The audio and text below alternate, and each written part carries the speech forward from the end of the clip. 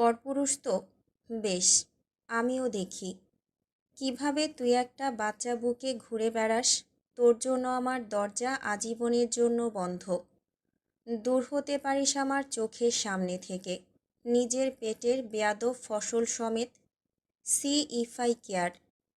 অরণ্য নিজের কথা রেখেছে, সত্যি সে কোনো কেয়ার করেনি। ডিভোর্স পেপারে সাইন হয়েছে, অথচ ইজানকে নিয়ে কাস্টাডির প্রশ্ন ওঠেনি। একদম অঘোষিতভাবেই সমস্ত দায়িত্ব পড়তেছে ইরামের উপর। সে অবশ্য এমনটাই চেয়ে এসেছিল। তবে বাস্তবতা আমাদের ভাবনার চাইতে বহু কঠিন। এখানে যা চাওয়া হয় তার উল্টোটাই বরং পাওয়া হয়। ইজানকে নিয়ে প্রথম মাসটা ইরাম কাটিয়েছে দুর্বিষহভাবে। না, নিজের বাপের বাড়িতে যায়নি সে। ওই বাড়িটা এখন আর বাপের বাড়ি নেই, বরং ভাইয়ের বাড়িতে পরিণত হয়েছে। সেখানে অন্যদের উপর বোঝা হয়ে গেলে ঠিক তাকে অসম্মান করা হবে। তাছাড়া তার ভাই এই ডিভোর্সের ঘোর বিরোধী ছিল। সাহায্য কামনার কোনো প্রশ্নই আসে না। নিজের হাতে থাকা যৎসামান্য কিছু টাকা সম্বল করি সে ওঠে একটা ম্যাচ বাসায়। আমাদের সমাজটাও ভীষণই অদ্ভুত। সিঙ্গেল মাদার হওয়াতে তাচ্ছিল্য কম সহ্য করতে হয়নি ইরামকে। তবুও তার সব কিছু সয়ে যাওয়ার একটা মাত্র শক্তি ইজান। নবজাতক নিজের জননীকে সামান্য চাহনিতেই ঘায়েল করার ক্ষমতা রাখে, তেমন সে পারে তাকে পুনর্জীবিত করতেও। ইরাম একটা কাজের সন্ধান শুরু করে। মাস্টার্স কমপ্লিট করা হয়েছে তার, অথচ দেশের কর্মসংস্থানের অভাব সে টের পেতে শুরু করে হাড়ে হাড়ে। একটা 1 মাসের বাচ্চাকে বুকে চেপে এই অফিসারের কেবিন থেকে সেই অফিসারের কেবিন, পিয়নের পিছু পিছু, দালালের পিছু পিছু ছুটে শুধু পায়ের স্যান্ডেলের তলায় ক্ষয় হয়েছে। লাভের লাভটা কিছুই হয়নি। কেউ ইরামের উপর দয়া করেনি, না তার দুধের শিশুটার উপর। একজন উচ্চপদস্থ ব্যাংক কর্মকর্তা অবশ্য দয়া করেছিল। অ্যাপয়েন্টমেন্ট লেটার কনফার্ম, তার বিনিময়ে কোনো ইন্টারভিউ অবধি দিতে হবে না।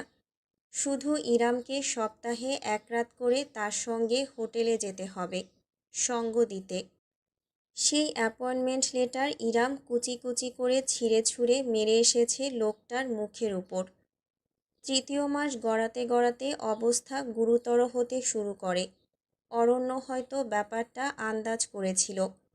ইরামের সংগ্রাম একলা চলতে চাওয়ার ভয়ালো লড়াই অরণ্যর পক্ষ থেকে তার জন্য শাস্তিস্বরূপ ছিল। যেন অরণ্য ওত পেতে অপেক্ষায় আছে, কখন ইরাম সম্পূর্ণভাবে ভাঙবে আর তার দুয়ারে গিয়ে দাঁড়াবে। অদম্য ইরাম যায়নি। নিজে না খেয়ে হলেও ইজানের জরুরি জিনিসপত্র কেনার জন্য টাকা রেখে দিয়েছিল। এদিকে দিন দিন ছোটাছুটি এবং অভাবের কারণে শারীরিক দুর্বলতা দেখা দেয় তার। ব্রেস্ট ফিডিং করায় সে। ইজানের উপর না চাইতেও জননীর ধকলের প্রভাব পড়তে শুরু করে। নিজ অবধি ইরাম ঠিক ছিল, কিন্তু ইজানের উপর একটা আঁচাশা মাত্রই তার সমস্ত ধৈর্য, ইচ্ছা, লড়াইয়ের বাসনা গুঁড়িয়ে যায়। ইরাম প্রথমবারের মতন নিজের লড়াইয়ে হেরে যায় একদিন। ফার্মেসির সামনে দাঁড়িয়েছিল সে, কোলে কাঁথার ভেতর ছটফট করে কাঁদছিল ইজান। সামনে রাখা ওষুধের দাম ছিল 100 টাকা, অথচ ইরামের হাতের মুঠোয় ছিল শুধুমাত্র পুরাতন দুটো 20 টাকার নোট। সেদিনের মতন অসহায় ব্যর্থ ইরামের নিকটে আর কখনো মনে হয়নি যে মায়ের নিজের সন্তানের মুখে 1 ফোঁটা ওষুধ অবধি তুলে দেওয়ার ক্ষমতা নেই, সে আবার কেমন মা। বাড়িটা আলিশান নয়, মোটামুটি সামর্থ্যবান এক গৃহস্থালী পরিবেশ। সামনে লোহার গেট, ভেতরে ছোট উঠানের মতন জায়গা। সেখানে বিশাল একটা আম গাছ, সিমেন্টের বেড়া দিয়ে বাঁধাই করা। 2 তলা বাড়ির ছাদটায় সারি সারি বেঁধে বসে আছে একদল কবুতর। তাদের ডাক মুখরিত স্নিগ্ধ সকাল। গেটের পাশে হালকা রং উঠে যাওয়া দেয়ালের বোর্ডে লেখা মুন্সি বাড়ি। ইরাম যখন ধীর পায়ে বাড়িটার গেটের সামনে এসে দাঁড়ালো, তখন সূর্য মাথার উপর খাড়া কিরণ দিচ্ছে। এক হাতে ধরা লাগেজটা ছেড়ে দিয়ে ইরাম অন্য হাতে নিজের বুকে আগলে রাখা যক্ষের ধনকে সযত্নে কাঁথা দিয়ে ঢেকে সূর্যের আড়াল করে নিল। মুখের ওপর দুহাত মুঠি পাকিয়ে পরম শান্তিতে ঘুমাচ্ছে ইজান। সারা রাত থেকে থেকে ছটফট করেছিল। ইরাম এক নজর আশেপাশে তাকালো। বহুদিন বাদে সেই তল্লাটে এসেছে। অতি চেনা জায়গাটাও কেমন অপরিচিত লাগছে। বিয়ের পর একবারের জন্য আর নিজের বাড়িতে ফেরেনি সে। আম গাছে অনেকগুলো মুকুল ধরে আছে। শীঘ্রই আম ধরবে স্পষ্ট। চোখ ঘুরিয়ে একবার পেছনের দিকেও তাকালো ইরাম। দুটো গাড়ি যাওয়ার মতন প্রশস্ত রাস্তার ওপাশে আরও একটা 2 তলা বাড়ি, ঠিক মুন্সিবাড়ির বিপরীতে। উভয়ের মাঝে অবস্থানের ভেদ স্পষ্ট। রাস্তার ওপাশের বাড়িটা বেশ পরিপাটি আলিশান, অফিসারদের বাংলো বাড়ির মতন দেখতে।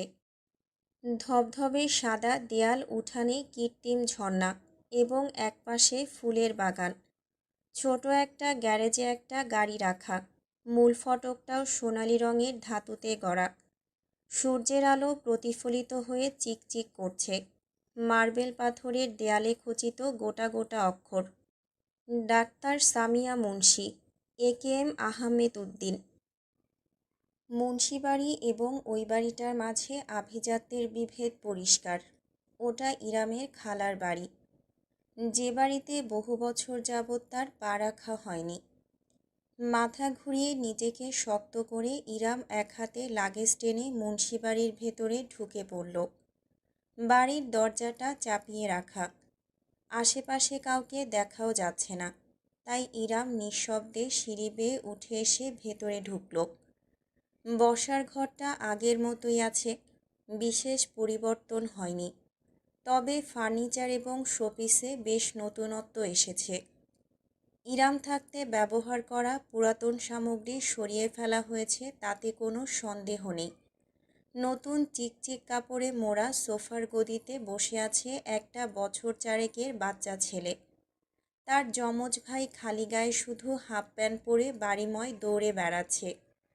পিছু পিছু যাচ্ছে ঢোলা টি-শার্ট আর ট্রাউজার পরনে এক রমণী। হাতে ভাতের থালা, ছেলেদের খাওয়াতে ছোটোখাটো একটা যুদ্ধে লিপ্ত হয়েছে সে। ইরাম একটা প্রশ্বাস টানল। তারপর নরম গলায় বলে উঠল, আসসালামু আলাইকুম মিথিলা, কেমন আছো? তার কণ্ঠ শুনতেই মিথিলা নামক রমণী থমকে গেল, বিস্ময় নিয়ে তাকালো। ক্ষণিকের জন্য ইরাম ওই চোখ জোড়ায় ভীষণ অসন্তোষ দেখল, যা পর মুহূর্তেই উবে গেল শীতল অভিব্যক্তিতে। ওয়ালাইকুম আসসালাম আপু, হোয়াট এ সারপ্রাইজ। আসুন, বসুন। রোহান, সরো, তোমার ফুপিকে বসতে দাও। সোফায় থাকা ছোট ছেলেটা তৎক্ষণাৎ লাফিয়ে নেমে পড়ল। ইরাম মুচকি হেসে রোহানের মাথায় হাত বুলিয়ে দিয়ে সোফায় বসল। লাগেজটা একপাশে রাখল। সরাসরি না তাকিয়েও খেয়াল করল মিথিলা বাঁকা দৃষ্টিতে লাগেজটাকে দেখছে। ছেলেদের খাওয়ানোয় আপাতত বিরতি দিয়ে মিথিলা রান্নাঘরের ভেতর চলে গেল। 2 মিনিটের মাথায় ফিরে এলো এক গ্লাস শরবত এবং বিস্কুটের পিরিচ নিয়ে। ইরাম তখন ইজানকে সাবধানে সোফার একপাশে শুয়ে টিস্যু দিয়ে নিজের মুখ মুছে নিচ্ছিল। সুতির শাড়ি পরলেও গরমে খানিকটা ঘেমে গিয়েছে। থ্যাঙ্কস মিথিলা, বলেই সে শরবতটা তুলে নিল।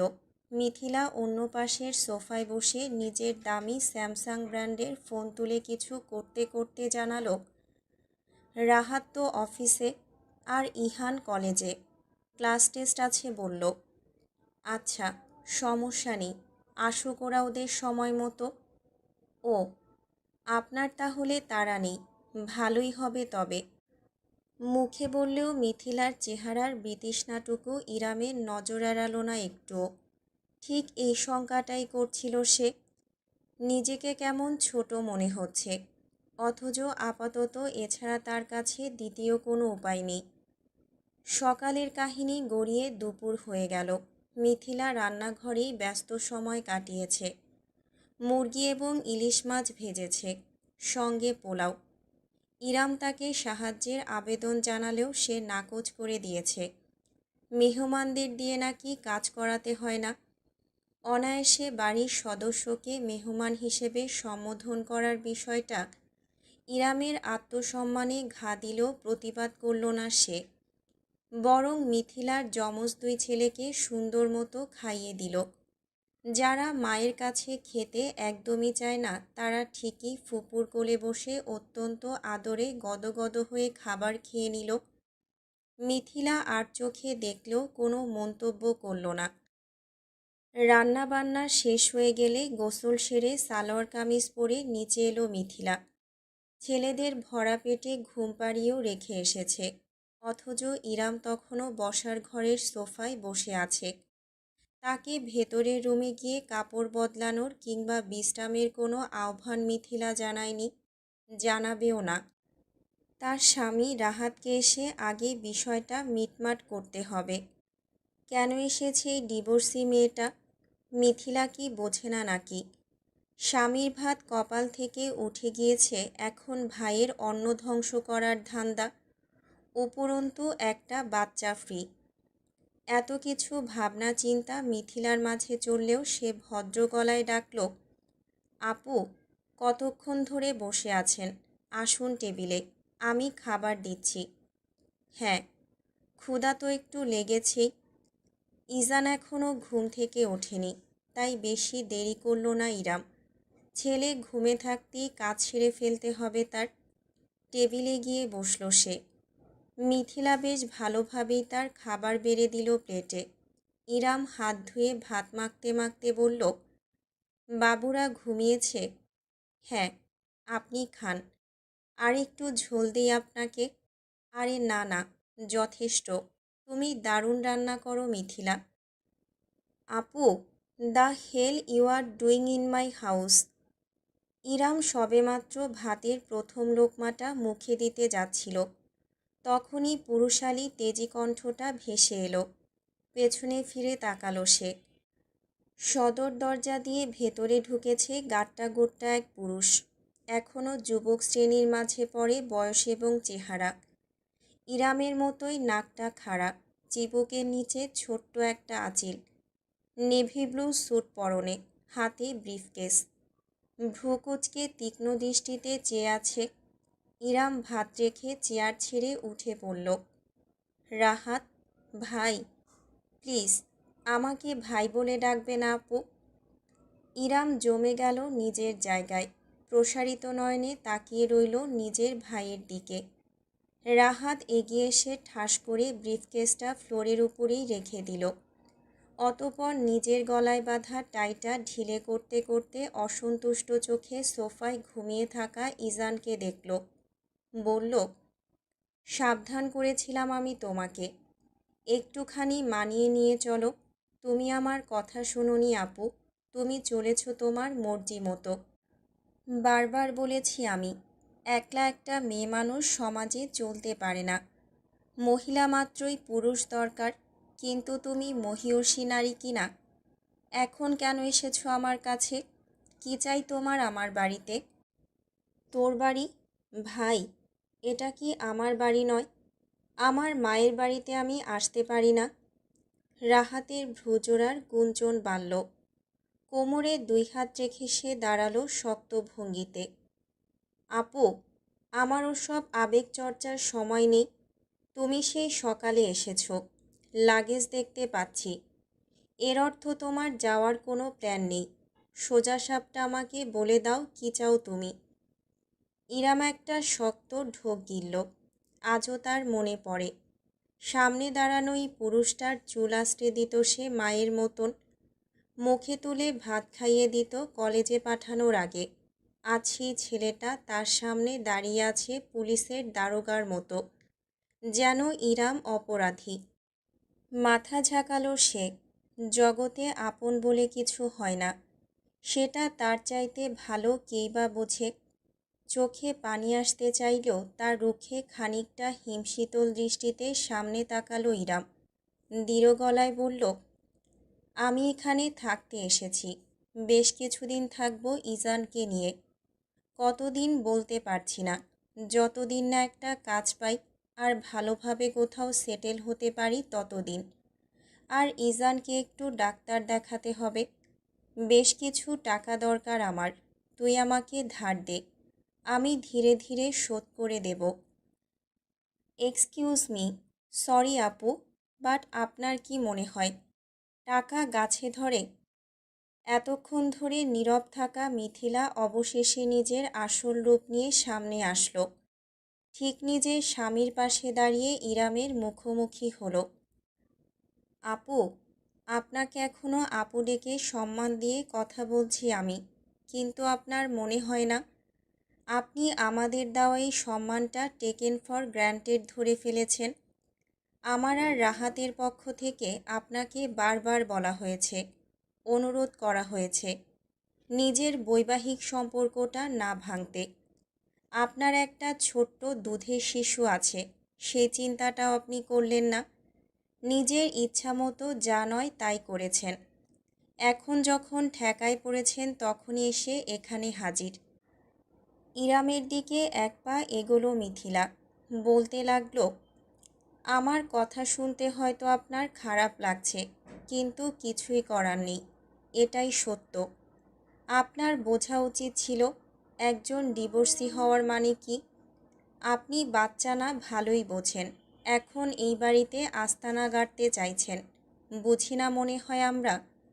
আজ বলেছেন কিছুদিন, আগামীকাল বলবেন আরও কিছুদিন, এরপর সেই কিছুদিন আর কোনো দিন শেষ হবে না। আপনার জন্য এই পরিবারের বদনাম হবে। আমার নিজের ছোট ছোট দুইটা বাচ্চা আছে, ওদের উপর আমি আপনার জন্য কোনো আঁচ আসতে দিতে পারি না, তাই না? সমাজে আমাদের একটা নাম আছে, ইজ্জত আছে, সেটা আপনার জন্য ধূলিসাৎ হতে পারে না।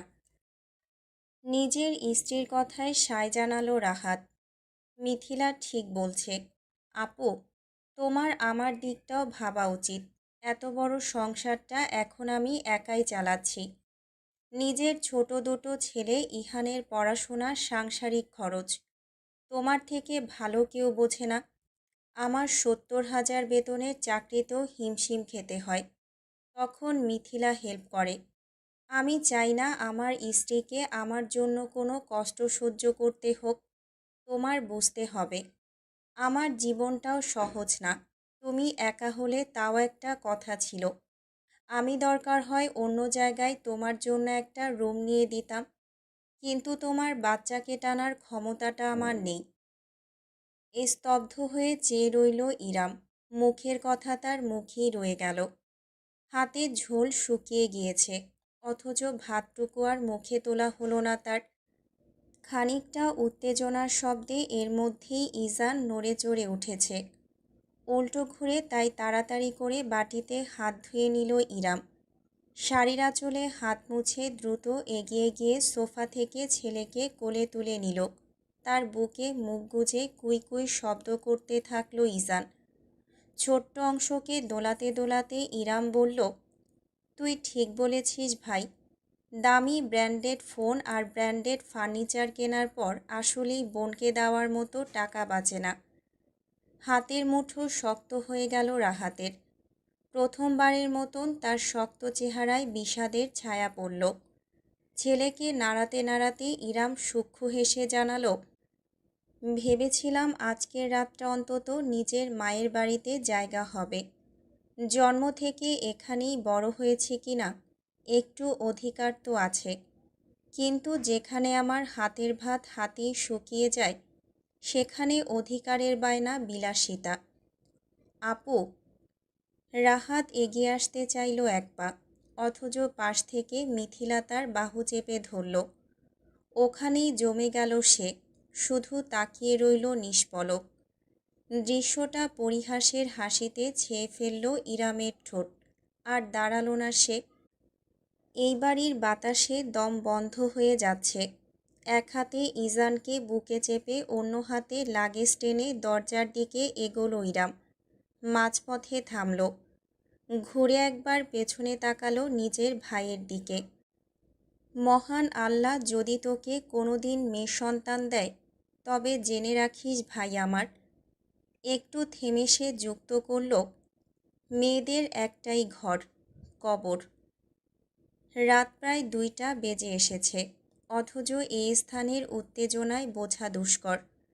তীব্র মিউজিক এবং বিটের তালে তালে দুলছে যেন গোটা পৃথিবী। তরুণ তরুণীদের উন্মত্ত হুঙ্কার, বাঁধনহারা নাচ এবং দক্ষভাবে বিট নিয়ন্ত্রণ করে বাজানো মিউজিকে কেঁপে কেঁপে উঠছে চারপাশ। লাল নীল বাতির ঝলকে চোখ ধাঁধিয়ে যায়। অ্যালকোহলের কড়া ঘ্রাণ ভেসে বেড়াচ্ছে বাতাসে। অনেকের হাতে মোবাইল ফোন, পার্টির দৃশ্য ধারণ করে চলেছে। সকলের মনোযোগ আবদ্ধ সামনের ডায়াসের উপর কন্ট্রোল প্যানেলের পাশে দাঁড়ানো ছেলেটার দিকে। পরনে একটা পোলো টি শার্ট এবং ব্যাগি জিন্স। লেদার জ্যাকেটটা খুলে ফেলে রেখেছে পানির বোতলের সঙ্গে। সাদা আলোর ফোয়ারা ছুটছে তার মাথার উপর থেকে। তাতে তার গলা এবং উজ্জ্বল চেহারায় জমা ঘামের ফোঁটা চিকচিক দ্যুতি ছড়াচ্ছে। দ্বিগুণ আকর্ষণীয় লাগছে তাতে দেখতে তাকে। হাফ হাতা পোলো শার্টের কারণে যখনই কন্ট্রোল প্যানেলের বাটনগুলো নিয়ন্ত্রণ করছে, ইকুলাইজার কমাচ্ছে বাড়াচ্ছে, তখনই তার শক্তিশালী বাইসেপ চোখে পড়ছে। অন্য হাতে কানে ধরে রেখেছে হেডফোন। মিউজিকের তালে তালে শরীর দুলছে তার। তরুণীদের ভিড় ঠিক ডায়াসের আশেপাশেই, সকলে ব্যস্ত মুহূর্ত ক্যামেরাবন্দি করতে। বোতাম নাড়িয়ে হঠাৎ করেই মাঝপথে মিউজিকের গতি কমিয়ে দিল সে। নীরব উত্তেজনা ভর করল গোটা জায়গায়। প্রত্যেকটা চোখ আবদ্ধ তার পানে। ছেলেটা একটা হাত তুলে নেড়ে মাউথপিস অন করে চিৎকার করে বলল, come on everybody, let's dance the night off with DJ. Aladdin. সমস্বরে গর্জে উঠল জনসমুদ্র। বিরাট হাসল সে। তাতে মাড়ির দুই পাশে থাকা দুটো চোছালো দাঁত নজরে পড়ল, তীক্ষ্ণ সুচারু। অন্যরকম একটা আবহের প্রকাশ ঘটায় তা। আরেক দফায় চেঁচিয়ে উঠল সে, yes, DJ, Aladdin, DJ, Aladdin, come on, yahoo. এবার বিটটা ড্রপ করল সে। বিকট জোরালো আওয়াজে বুকটা কেঁপে উঠল। সঙ্গে সহস্র মানুষ লাফিয়ে উঠল উন্মত্ত উত্তেজনায়। এত কিছুর মাঝেও নিজের পকেটে ভাইব্রেট হতে থাকা ফোনটার অস্তিত্ব ঠিকই টের পেল সে। বোর্ডে মিউজিক কন্টিনিউ রেখে হেডফোন নামিয়ে অপর হাতে দ্রুত ফোনটা রিসিভ করল। হ্যাঁ মম, এখনও শো শেষ হয়নি, বাড়িতে আয়, তোর সাথে জরুরি আলাপ আছে। তুমি কি বলছো আমি কিছুই শুনতে পাচ্ছি না। Okay now. Good night most gorgeous mom on planet earth. Sleep tight and never call me back. উম্মা, লাভ ইউ। ফোনটা কেটে দিল সে। একপাশে ছুঁড়ে ফেলে নবোদ্যমে কাজে মনোযোগ দিল। যত বিট বাড়ালো ততই বাঁধনহারা হয়ে নেচে উঠল গোটা জগৎ।